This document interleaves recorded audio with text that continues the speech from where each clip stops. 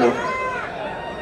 आज या ठिकाणी सांगोले नगर परिषदेच्या झालेल्या निवडणुकीबाबत मतदारांचे आभार मानण्यासाठी ही सभा आयोजित केलेली आहे.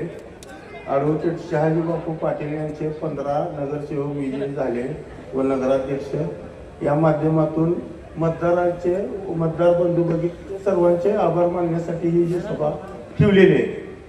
त्या अनुषंगानं मला एवढंच म्हणायचं आहे, कसं आहे, एक मोठे नेते आहेत, आता नाव घेतो, जाऊ द्या, सोडा काय व्हायचं ते होऊया. माजी आमदार दीपक आबा साळुंखे पाटील यांनी एका पत्रकार परिषदेत सांगताना काय सांगितलं, बाहेर देताना 21 तारखेच्या निकालानंतर बहुतेक शहाजी बापू पाटलाला येड्याच्या इस्पितळात जमा करावं लागतं. आता नक्की कुणाला जमा करावं लागतं तुम्हाला सगळ्यांना माहित आहे. आणि 52,000 मताच्या मालकानं एवढं 23च्या 23 जागेचा दावा करून जागा आली एक. ती पण जागावर तिने दावा करून शिवाजी बनकरची ती स्वतःच्या ताकदीवर आलेली जागा आहे. ती एक सुद्धा जागा त्यांची आलेली नाही. ती काय मी तुम्हाला सांगावं लागत नाही.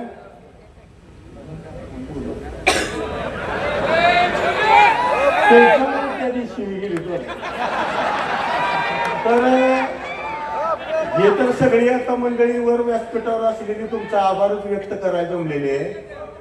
पण मी पहिल्यांदा सांगोला शहरातील सर्व मतदार बंधू भगिनींचा मी किरण बनसोडे पहिलं आभार व्यक्त करतो. एवढं गवगवीत यश तुम्ही दिलेलं आहे. सगळे नगरसेवक विजयी झालेले आहेत. अपेक्षा एवढ्या नगरसेवकाची केली नव्हती. आम्ही धरलं होतं एक 11, 12, 13च्या आसपास येतील, पण 2-4 जादा झाली ती. आणि ह्या दोघांना युती केल्यामुळे ही दोघं एक झाल्यामुळं ही चित्र बघायला मिळालं. त्यांचं बी दोघांचा आभार मानतो. ही दोघं एक होत नव्हती तर एवढी लोक बी येत नव्हती आमची. ही दोघं कुठं जाते आणि तिकडे असंच होणार आहे. आता काही शिल्लक राहिलेलं नाही. जर पालकमंत्री सांगोल्यात 3 वेळा येत असेल, मुख्यमंत्री एकदा येत असेल, आणि तरी तुमच्या जागा जर एवढ्या येत असल्या तर किती दुर्दैवी बाब आहे. ह्याचं कारण एक आहे, एका माणसाला एकटं टाकायचं, कुरघोड्या करायच्या, सगळी एकत्र यायचं, त्या माणसावर सगळं राजकारण एकट्याला बाजूला सारायचं. आज शहाजी बापू पाटलाचं योगदान काही कमी आहे का मला सांगा भाजपसाठी? भाजपची सत्ता महाराष्ट्रात आणण्यात सिंहाचा वाटा आहे बापूचा.